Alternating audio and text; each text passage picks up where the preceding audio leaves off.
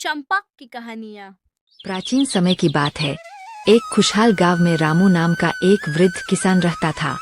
रामू बहुत ही मेहनती और ईमानदार व्यक्ति था। उसने अपनी पूरी जिंदगी खेतों में पसीना बहाकर अपने परिवार का पालन पोषण किया था। उसके पास उपजाऊ जमीन का एक बड़ा टुकड़ा था, जिसने उसे गांव के संपन्न लोगों में शुमार कर दिया था। लेकिन रामू एक बात को लेकर हमेशा चिंतित रहता था। उसके 4 बेटे। रामू के चारों बेटे जवान और हट्टे कट्टे थे, लेकिन वे स्वभाव से बहुत ही आलसी और गैर जिम्मेदार थे। वे अपना सारा समय गांव में यहाँ वहाँ घूमने, आपस में लड़ने और सोने में बिताते थे। उन्हें इस बात का गर्व था कि उनके पिता के पास बहुत धन और जमीन है, इसलिए उन्हें काम करने की कोई जरूरत नहीं है। जैसे जैसे रामू की उम्र ढलती गई, उसकी चिंता बढ़ती गई। उसने कई बार अपने बेटों को समझाने की कोशिश की। बेटा, मेहनत ही इंसान की असली पहचान है। यह धन और दौलत बिना मेहनत के टिकती नहीं है।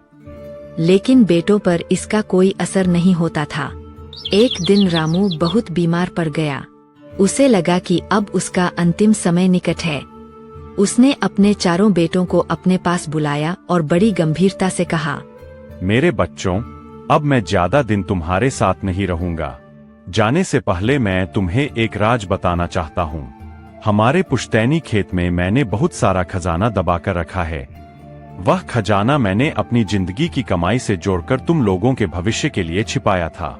मेरी मृत्यु के बाद तुम उसे निकालकर आपस में बांट लेना। पिता के अंतिम संस्कार के कुछ दिनों बाद ही बेटों के मन में उस खजाने की बात घूमने लगी। चारों बेटों ने मिलकर तय किया कि वे अब उस खजाने को निकालेंगे। वे कुदाल लेकर खेत पहुंच गए। चूंकि रामू ने यह नहीं बताया था कि खजाना खेत के किस कोने में है, इसलिए उन्होंने तय किया कि वे पूरे खेत की खुदाई करेंगे।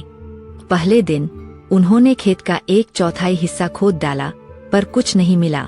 दूसरे और तीसरे दिन वे कड़ी धूप में भी खुदाई करते रहे, क्योंकि खजाने का लालच उनकी थकान से बड़ा था।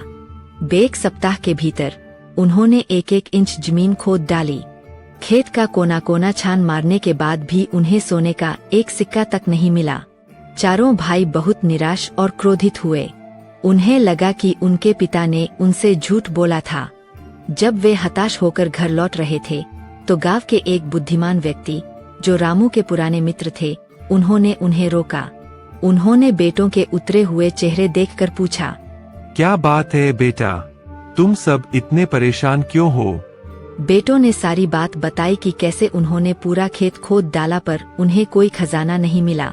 बुद्धिमान वृद्ध मुस्कुराए और बोले, देखो, तुमने मेहनत करके खेत को इतना अच्छा खोद दिया है कि अब यह बुवाई के लिए पूरी तरह तैयार है। अब जब तुमने इतनी मेहनत कर ही ली है, तो क्यों न इसमें बीज डाल दिए जाए। वैसे भी बारिश का मौसम शुरू होने वाला है। बेटों ने सोचा कि अब इतनी खुदाई की ही है, तो बीज भी डाल देते हैं। उन्होंने बाजार से उन्नत किस्म के बीज खरीदे और खेत में बो दिए। उस वर्ष वर्षा बहुत अच्छी हुई। चूंकि मिट्टी की खुदाई बहुत गहराई तक हुई थी, इसलिए फसल को भरपूर पोषण मिला। कुछ ही महीनों में पूरा खेत लहलहाने लगा। ऐसी शानदार फसल पूरे गांव में किसी की नहीं हुई थी। जब फसल पककर तैयार हुई, तो उसे बेचकर भाइयों को बहुत सारा धन प्राप्त हुआ।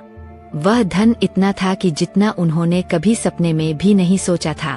अचानक सबसे बड़े भाई की आंखों में चमक आई और उसे अपने पिता की बात समझ आ गई।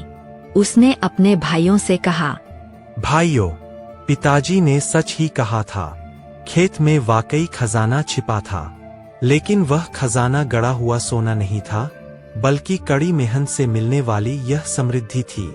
उन्होंने हमें खुदाई करने के बहाने मेहनत करना सिखाया। इस घटना ने उन चारों भाइयों का जीवन बदल दिया।